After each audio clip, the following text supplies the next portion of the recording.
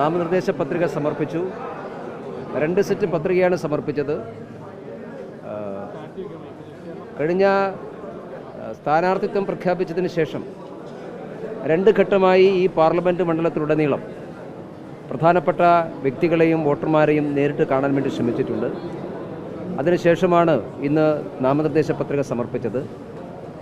ഈ തെരഞ്ഞെടുപ്പിൽ കോഴിക്കോട് പാർലമെൻറ്റ് മണ്ഡലം ദേശീയ ജനാധിപത്യ സഖ്യത്തിന് അനുകൂലമായിട്ട് ചിന്തിക്കും. മോഡിയുടെ ഗ്യാരണ്ടി കോഴിക്കോട് പാർലമെൻറ്റ് മണ്ഡലത്തിലും ജനങ്ങൾ വിശ്വാസപൂർവ്വം ഏറ്റെടുക്കുന്നു എന്നുള്ളതാണ് ഈ 2 ഘട്ട പര്യടനത്തിലും എനിക്ക് ബോധ്യമായിട്ടുള്ളത്. അതുകൊണ്ടാണ് LDFിൻ്റെയും UDFിൻ്റെയും സ്ഥാനാർത്ഥികൾ രാഷ്ട്രീയമോ വികസന പ്രശ്നങ്ങളോ പറയാനില്ലാത്തതുകൊണ്ട് മതഭീകരവാദ സംഘടനകളുടെയും തീവ്രവാദ സംഘടനകളെയും പിന്നാലെ പോകാൻ തയ്യാറാക്കുന്നത് പരാജയഭീതി കൊണ്ടാണ്. മോഡിയുടെ ഗ്യാരണ്ടി എന്ന ജനവിശ്വാസമുള്ള മുദ്രാവാക്യത്തിന് മുമ്പിൽ പിടിച്ചു നിൽക്കാൻ സാധിക്കാത്തത് കൊണ്ടാണ് പോപ്പുലർ ഫ്രണ്ടിൻ്റെയും ജമായത്തെ ഇസ്ലാമിയുടെയും പുറകെ പോകാൻ UDFിൻ്റെയും LDFിൻ്റെയും നേതൃത്വം തയ്യാറാക്കുന്നത്. പോപ്പുലർ ഫ്രണ്ടിൻ്റെ രാഷ്ട്രീയ മുഖമായിട്ടുള്ള SDPI പരസ്യമായി UDFിന് പിന്തുണ പ്രഖ്യാപിച്ചിരിക്കുന്നു. ആ പിന്തുണ ഏകപക്ഷീയമായിട്ടുള്ള പിന്തുണയാണ് എന്ന് ഞങ്ങൾ കരുതുന്നില്ല. രാഹുൽ ഗാന്ധിയുടെ സാന്നിധ്യത്തിൽ കേരളത്തിലെ കോൺഗ്രസ് നേതാക്കന്മാരും SDPI നേതാക്കന്മാരും തമ്മിലുണ്ടാക്കിയിട്ടുള്ള ധാരണയാണ് ഈ പിന്തുണയുടെ പിറകിൽ. കോൺഗ്രസ് നേതൃത്വം കൊടുക്കുന്ന INDA സഖ്യം അധികാരത്തിൽ വന്നാൽ പോപ്പുലർ ഫ്രണ്ടിൻ്റെ നിരോധനം പിൻവലിക്കാമെന്നുള്ള ഒരു ഉടമ്പടി SDPIയുടെയും കോൺഗ്രസിൻ്റെയും നേതാക്കന്മാർ തമ്മിലുണ്ട്. അതിൻ്റെ അടിസ്ഥാനത്തിലാണ് ഈ ധാരണയുണ്ടായിട്ടുള്ളത്. അല്ലെങ്കിൽ SDPIയുടെ പിന്തുണ വേണ്ട എന്ന് പറയാനുള്ള ആർജവത്വം എന്തുകൊണ്ടാണ് കേരളത്തിലെ കോൺഗ്രസ് നേതൃത്വം കാണിക്കാത്തത്? എന്തുകൊണ്ടാണ് അഖിലേന്ത്യാ കോൺഗ്രസ് നേതൃത്വം അത് പറയാൻ തയ്യാറാകാത്തത്?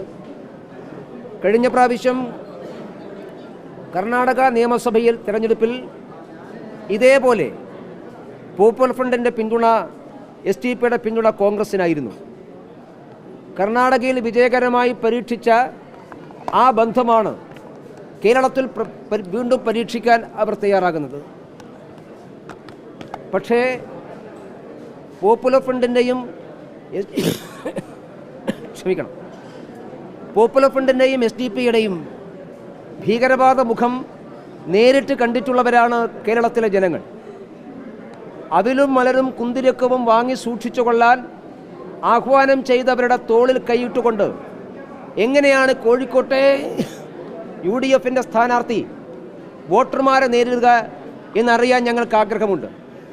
അങ്ങനെ ഈ രാജ്യത്തിലെ പ്രബലമായ 2 ജനവിഭാഗങ്ങളെ ഉന്മൂലനം ചെയ്യുമെന്ന് പരസ്യമായി മുദ്രാവാക്യം വിളിച്ചവരുടെ തോളിൽ കൈയിട്ടുകൊണ്ട് വോട്ട് പിടിക്കാൻ വരുമ്പോൾ ആ UDF നേതൃത്വത്തോടും സ്ഥാനാർത്ഥികളോടും എങ്ങനെയാണ് പ്രതികരിക്കേണ്ടതെന്ന് കോഴിക്കോട്ടെ മതേതര മനസ്സുള്ള ജനാധിപത്യ സമൂഹത്തിന് വോട്ടർമാർക്ക് നന്നായിട്ടറിയാം. അവർ ഈ തെരഞ്ഞെടുപ്പിൽ അത് പ്രകടിപ്പിക്കുക തന്നെ ചെയ്യും. അതുകൊണ്ട് ഭീകരവാദ ശക്തികളുമായി കൈകോർത്ത് പിടിച്ചുകൊണ്ട് നരേന്ദ്രമോദിയുടെ ഗ്യാരണ്ടിയെ തോൽപ്പിക്കാമെന്നുള്ള UDFിൻ്റെയും LDFിൻ്റെയും വൃഥാശ്രമം അത് ഫലപ്രദമാവില്ല എന്ന് തെരഞ്ഞെടുപ്പ് കഴിയുമ്പോൾ ബോധ്യമാകും. കേരളവും കോഴിക്കോടും മോഡിയുടെ ഗ്യാരണ്ടിയുടെ പുറകെയാണ്.